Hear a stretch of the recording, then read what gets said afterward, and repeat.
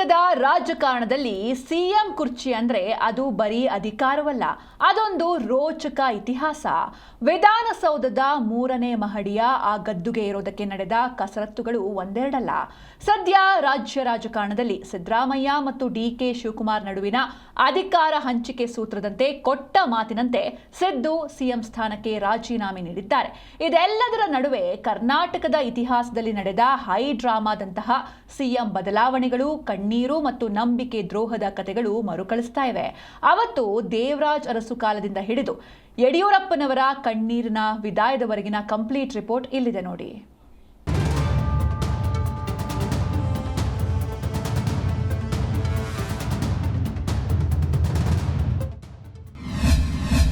CM ಕುರ್ಚಿಗೆ ನೂರಾರು ಕಸರತ್ತು, ಹರಿದಿದೆ ಕಣ್ಣೀರು. ಪವರ್ ಶೇರಿಂಗ್ ಹಾದಿಯಲ್ಲಿ ಹೈಡ್ರಾಮದ ಇತಿಹಾಸ. ಕರ್ನಾಟಕ ರಾಜಕೀಯದ ಇತಿಹಾಸ ಅಂದ್ರೆ ಅದು ಚದುರಂಗದಾಟದಷ್ಟೇ ರೋಚಕ. ಇಲ್ಲಿ ಅಧಿಕಾರ ಹಸ್ತಾಂತರ ಸುಲಭವಾಗಿ ನಡೆದಿದ್ದೇ ಇಲ್ಲ.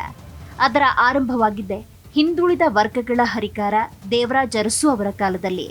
ಇಂದಿರಾ ಗಾಂಧಿಯನ್ನೇ ಗೆಲ್ಲಿಸಿ ತಂದಿದ್ದ ಅರಸು ಅವರಿಗೆ ದಿಲ್ಲಿ ದರ್ಬಾರ್ 1980ರಲ್ಲಿ ಬಿಗ್ ಶಾಕ್ ಕೊಟ್ಟಿತ್ತು. ಅರಸು ಪರವಿದ್ದ ಶಾಸಕರು ರಾತ್ರೋರಾತ್ರಿ ಇಂದಿರಾ ಪಾಳೆಯಕ್ಕೆ ಜುಗಿದಾಗ ಅರಸು ಯುಗ ಅಂತ್ಯವಾಗಿ ಗುಂಡೂರಾವ್ ಸಿಎಂ ಕುರ್ಚಿ ಏರಿದ್ರು.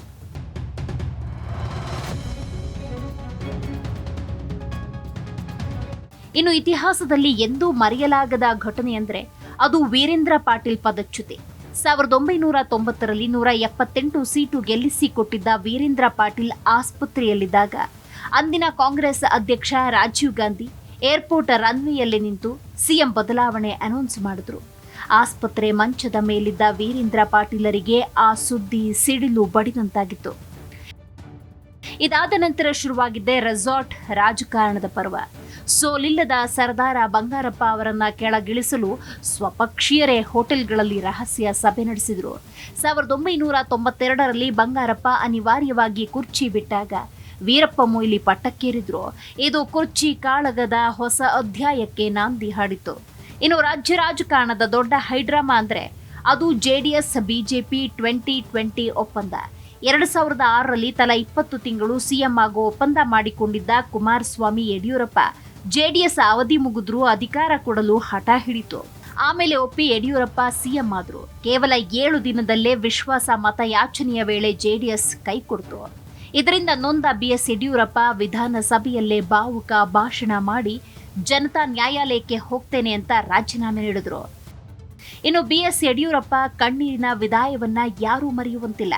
2019ರಲ್ಲಿ 4ನೇ ಬಾರಿಗೆ ಸಿಎಂ ಆಗಿದ್ದ ಬಿಎಸ್ ಯಡಿಯೂರಪ್ಪಗೆ 75 ವರ್ಷದ ವಯೋಮಿತಿ ಹಾಗೂ ನಾಯಕತ್ವ ಬದಲಾವಣೆಯ ತೀವ್ರ ಒತ್ತಡ ಆಯಿತು.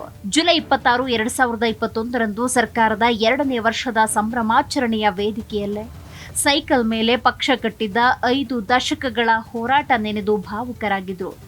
ಇದ್ದಕ್ಕಿದ್ದಂತೆ ರಾಜೀನಾಮೆ ಪ್ರಕಟಿಸಿ ಕಣ್ಣೀರು ಒರೆಸಿಕೊಳ್ಳುತ್ತಲೇ ನೇರವಾಗಿ ಲೋಕಭವನಕ್ಕೆ ತೆರಳಿ ಅಧಿಕಾರ ತ್ಯಜಿಸಿದ್ರು. ತದನಂತರ ಬಸವರಾಜ ಬೊಮ್ಮಾಯಿ ಸಿಎಂ ಗದ್ದುಗೆ ಏರಿದ್ರು. ಅಂದು ಹೈಕಮಾಂಡ್ ಸರ್ವಾಧಿಕಾರನೂ ಇಲ್ಲ ಅಧಿಕಾರಕ್ಕಾಗಿ ನಂಬಿಕೆ ದ್ರೋಹವೇನೋ ಆಗಿರಬಹುದು. ಆದರೆ ಸಿದ್ದರಾಮಯ್ಯ ಮತ್ತು ಡಿಕೆ ಶಿವಕುಮಾರ್ ನಡುವೆ ಪವರ್ ಶೇರಿಂಗ್ ಸೂತ್ರ ಮೊದಲೇ ಫಿಕ್ಸ್ ಆಗಿತ್ತು. ಅದರಂತೆ ಸಿದ್ದರಾಮಯ್ಯ ಸಿಎಂ ಸ್ಥಾನಕ್ಕೆ ರಾಜೀನಾಮೆ ಕೊಟ್ಟು ಹೊಸ ದಾಖಲೆ ಬರೆದಿದ್ದಾರೆ. ರಘುವೀರ್ Naik, news desk, Zee Kannada news.